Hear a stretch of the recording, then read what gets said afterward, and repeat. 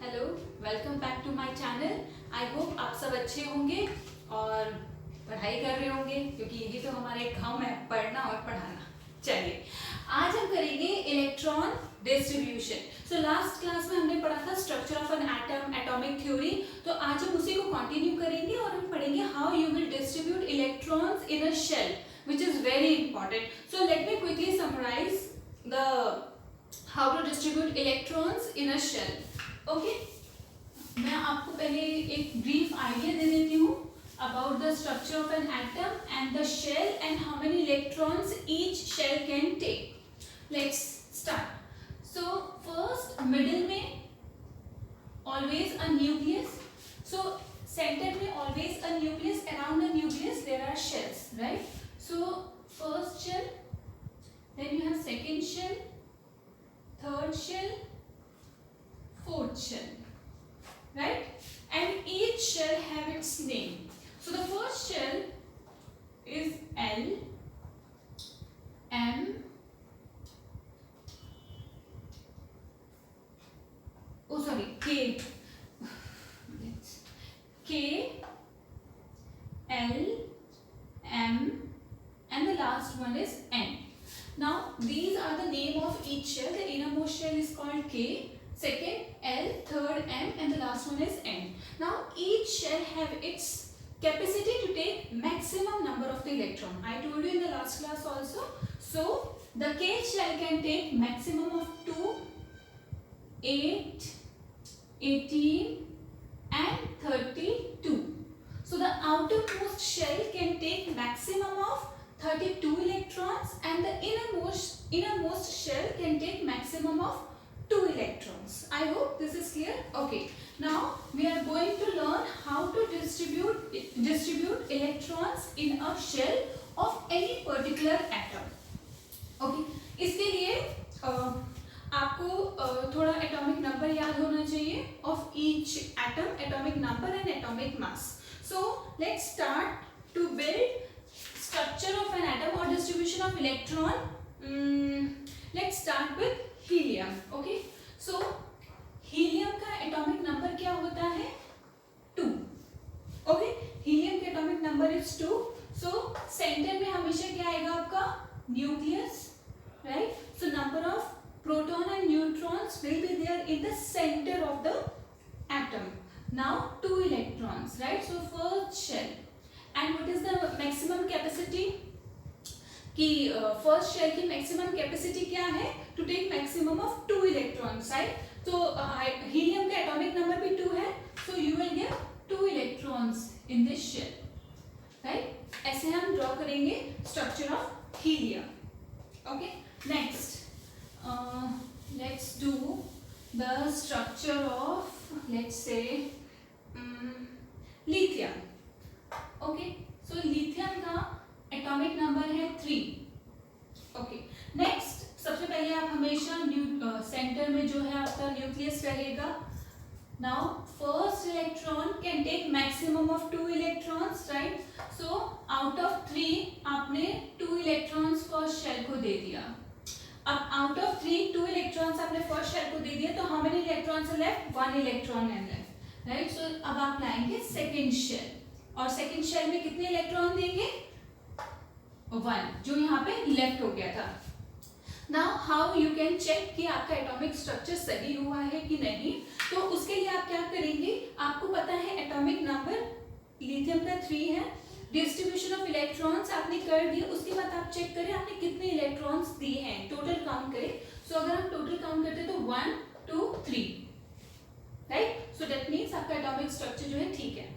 But आपको एक चीज और याद रखनी है कि first shell can take maximum of 2 electron. आप हमेशा 1 शेल को, फर्स्ट सबसे पहले वाले शेल को 2 ही इलेक्ट्रॉन देंगे. उसके बाद जो आपके एटॉमिक नंबर में से जो भी नंबर लेफ्ट आउट हो जाएगा, वो बाद में आप पीछे पीछे वाले शेल्स को डिस्ट्रीब्यूट करते जाएंगे. ठीक है, ये हो गया लिथियम का. लेट्स डू फॉर किसका हम कर सकते हैं?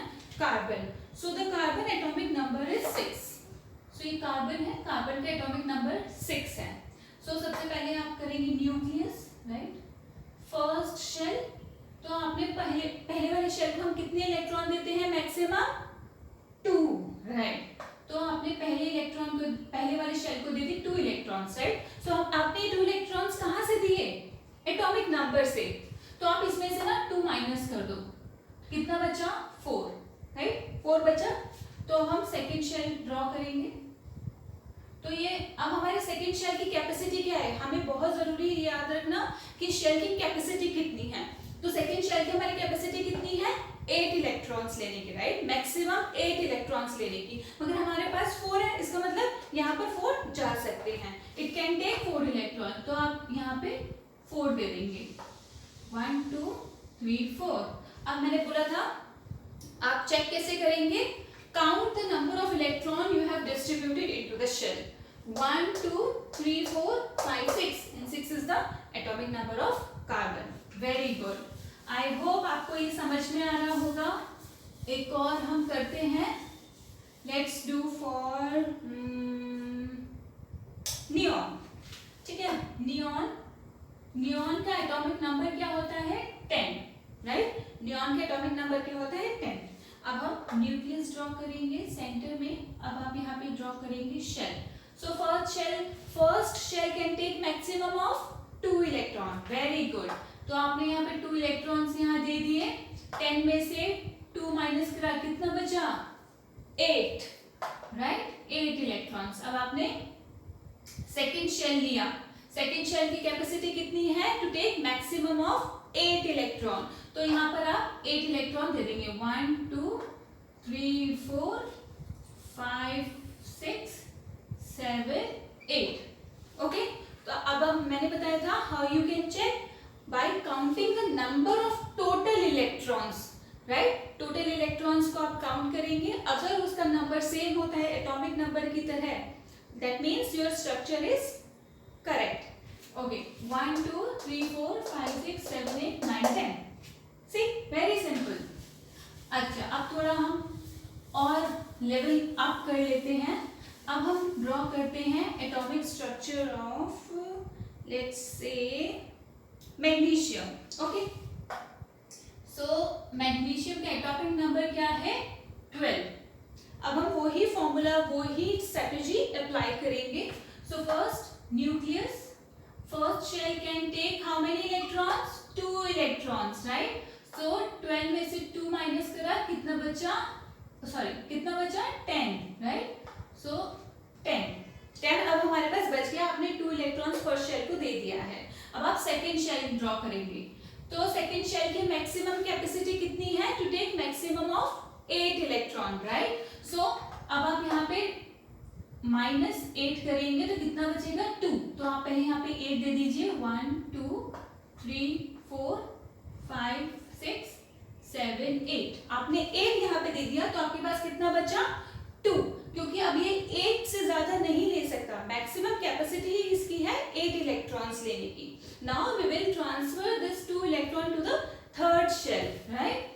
तो अब आप यहाँ पे थर्ड शेल ड्रॉ करेंगे एंड 1 2। अब आप काउंट कर सकते हैं number of electron, 1 2 3 4 5 6 7 8 9 10 11 12 and 12 is the atomic number of magnesium. I hope कि ये थोड़ा आपको आसान लग रहा होगा। मैंने बहुत कोशिश करी है कि इजी से इजी मेथड में आपको समझाऊं, बट जब तक आप प्रैक्टिस नहीं करेंगे आपको और अच्छे से समझ में नहीं आएगा। तो प्रैक्टिस करना इज वेरी इंपॉर्टेंट। अच्छा, एक और लास्ट कर लेते हैं हम। Let's do for phosphorus. Okay, so the phosphorus atomic number is 15, ठीक है। अब वही करेंगे, nucleus, first shell can take maximum of 2 electron. 2 minus करा, how much is left? Tell me. 13, right? 13. अब आप second shell लेंगे। Second shell can take maximum of 8 electrons, right? तो अब आप यहाँ पे दे देंगे 1 2 3 4 5 6 7 8। यहाँ से 8 माइनस कर दीजिए। So how much is left? Yes, जल्दी बताइए। 5 इलेक्ट्रॉन्स आर लेफ्ट, और ये जो 5 बचा हुआ है वो किस में जाएगा? थर्ड शेल में, right. 1 2 3 4 and 5। See, very easy. Distribute electrons in a shell. आपको क्या पता होना चाहिए? मैक्सिमम कैपेसिटी ईच शेल की उसके इलेक्ट्रॉन्स लेने की। अगर आपको वो पता है, you can easily distribute the electrons in the shell. Okay, so ये हो गया इलेक्ट्रॉन डिस्ट्रीब्यूशन। अब आप मुझे बताइए what you understand by valency. आप वैलेंसी क्या होती है? Valency is nothing but the number of electrons in the outermost shell. Okay, number of electrons in the outermost shell is called valency of that particular atom. Let's say hydrogen, helium, lithium. Okay, lithium का लेते हैं atomic number 3, right? तो अब आप valency कैसे पता लगाएंगे किसी एटम की? सिंपल है, इलेक्ट्रॉन्स को डिस्ट्रीब्यूट करके शेल्स में। अगर आप इलेक्ट्रॉन्स को डिस्ट्रीब्यूट कर लेते हैं तो आप उस एटम की वैलेंसी पता लगा सकते हैं। अब मैं बताती हूँ जैसे लिथियम का, तो फिर से मैं ड्रॉ करती हूँ lithium 1 2 and last shell 1। So the number, what is valency? Valency is the number of electrons in the outermost shell. So lithium के outermost shell कौन सा है? ये बाहर वाला, right? जो बाहर वाला शेल होगा वो होगा आपका outermost shell. So इस outermost shell में कितने इलेक्ट्रॉन्स हैं? 1, right? 1 इलेक्ट्रॉन है। That means लिथियम की वैलेंसी क्या है? 1. Okay. अब ऐसे ही आप और एटम्स की वैलेंसी भी पता लगा सकते हैं। Now next let me tell you about fluorine. So the fluorine atomic number is, कितना है fluorine का atomic number? 9. Okay. Now distribute electron. First shell 2 electrons. Now second shell कितना लेगा? 7. 1 2 3 4 5 6 7, right? अब यहाँ पे फ्लोरीन या आउटर मोस्ट शेल में how many electrons are there? 7, right? So आप बोलेंगे इसकी वैलेंसी तो 7 है, राइट? बट अगर आप देखें इस एटम को स्टेबल होने के लिए how many electrons it required? Stable होने के लिए मतलब कि इसके आउटर मोस्ट शेल की कितनी कैपेसिटी है इलेक्ट्रॉन्स लेने की? 8, राइट? अभी करेंटली कितना है? 7, तो उसको और कितने की जरूरत है?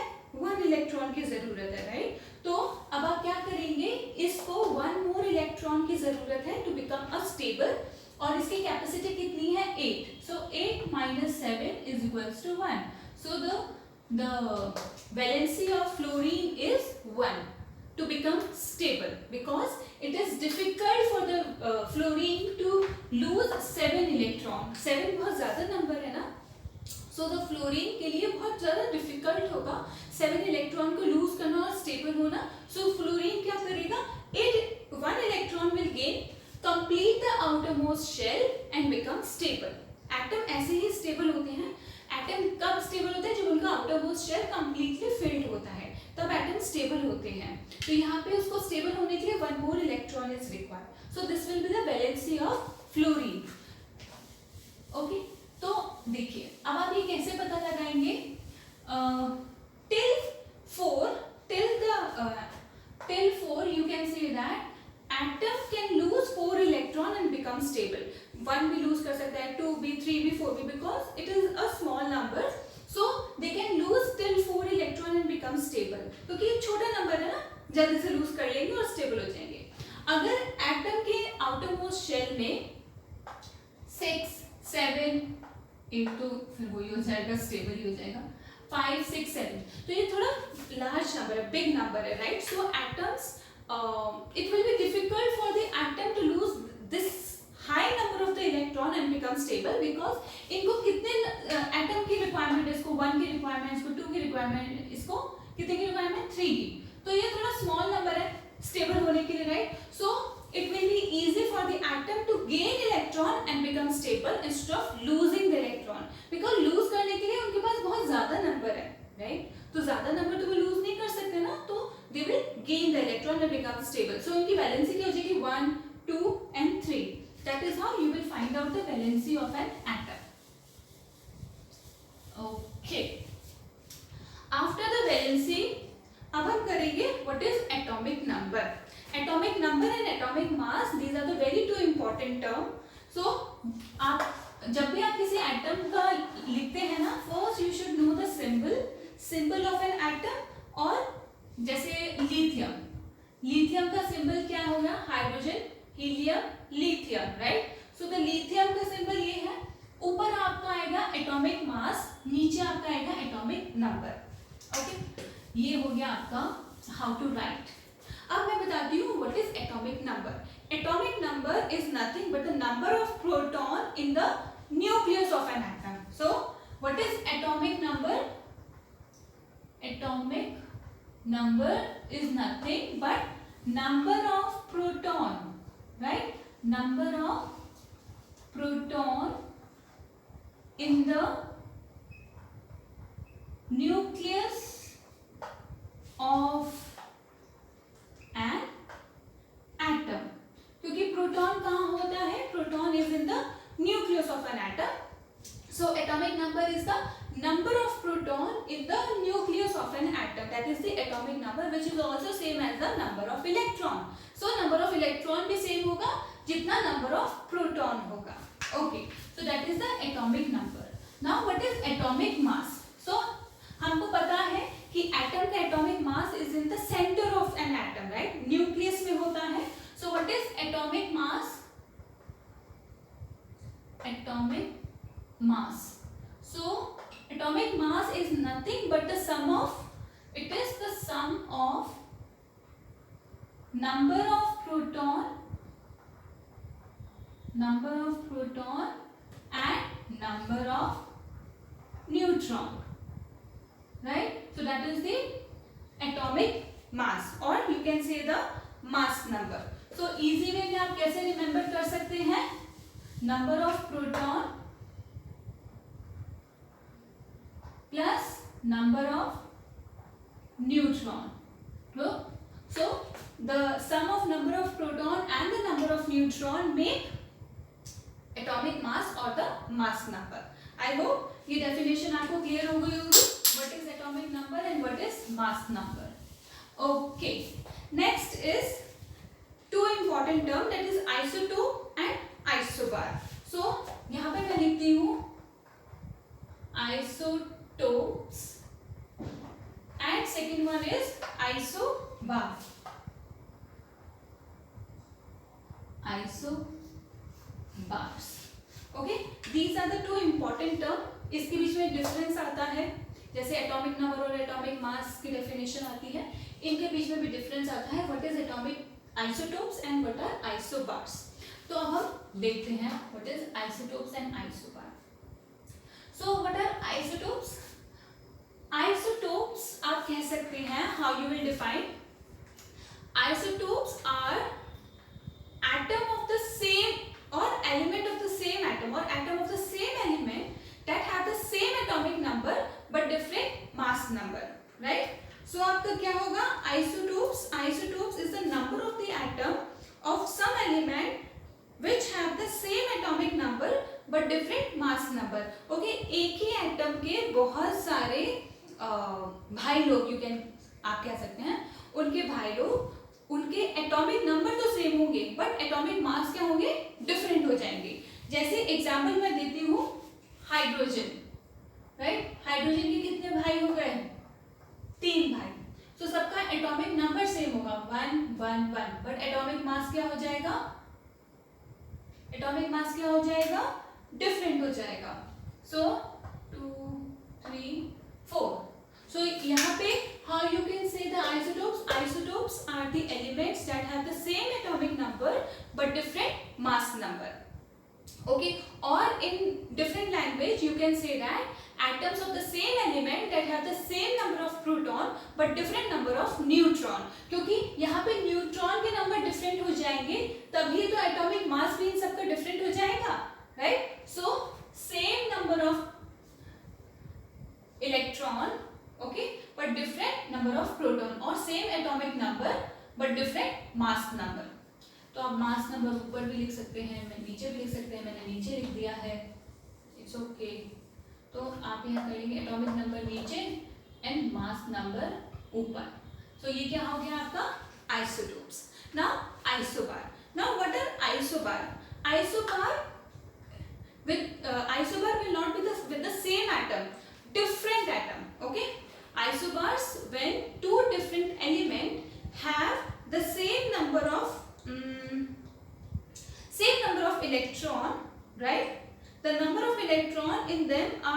different but number of neutrons are same. So isobars में क्या हो जाएगा, number of different atoms different होंगे. Let's say argon और phosphorus ऐसे different होंगे. Okay, same भाई लोग नहीं होंगे, different होंगे. तो यहाँ पे क्या होगा, number of electrons are different but number of proton will be the same. जब number of proton same हो जाएगा, that means their atomic number are different but atomic mass will be the same, right? So यहाँ पे atomic number different but atomic mass क्या हो जाएगा, atomic mass will be same. ये क्या हो जाएगा, आइसोबार्स में. अब एटॉमिक, जब एटॉमिक नंबर डिफरेंट हो जाएंगे तो आपका एटम भी तो डिफरेंट हो जाएगा, राइट? क्योंकि हर एक एटम का डिफरेंट एटॉमिक नंबर है. तो आप ऐसे याद रख सकते हैं, आइसोबार में different element having different atomic number but they have the same atomic mass और सेम मास नंबर, राइट? और आइसोटोप्स में atom of a same element have same atomic number but different mass number. यहाँ पे mass number different हो जाएगा, यहाँ पे mass number same हो जाएगा. और in another word you can say that the atom of different element have different number of proton but same number of neutron. क्योंकि न्यूट्रॉन एंड प्रोटॉन मिलकर ही तो एटॉमिक मास बनाते हैं और मास नंबर बनाते हैं, right? So that is how you can differentiate isotopes and isobars. I hope आपको आज का सेशन अच्छा लगा होगा, चीजें समझ में आई होंगी. एंड प्लीज रिवाइज करिए. जब तक आप रिवीजन नहीं करेंगे, खुद प्रैक्टिस नहीं करेंगे, ये चीजें आपको नहीं समझ में आएंगी. तो I will quickly tell what we have done in today class. We have learn how to distribute electrons in a shell. We have learn what are valency. Valency is, what is valency? Valency is the number of electron in the outermost shell. Okay, next is atomic number. Atomic number is the number of proton in the nucleus. And what are mass number? Mass number is nothing but the sum of proton and sum of neutron in the nucleus of an atom. Together make atomic mass or mass number. Next is isotopes and isobar. Isotopes of the same element, remember. Isotopes of the same element have the same atomic number 111 but different mass number 234.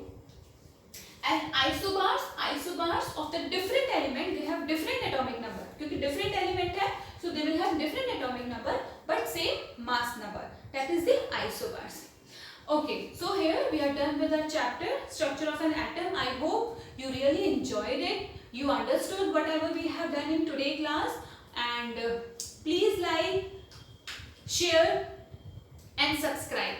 Please like करो, आप subscribe ही नहीं कर रहे हो. Please करिए, ज्यादा से ज्यादा शेयर करिए ताकि थोड़ा मोटिवेशन मिले. मोटिवेशन मिलेगा तो मैं और अच्छी वीडियोस बनाऊंगी ना, ताकि और मजा आएगा. Okay then.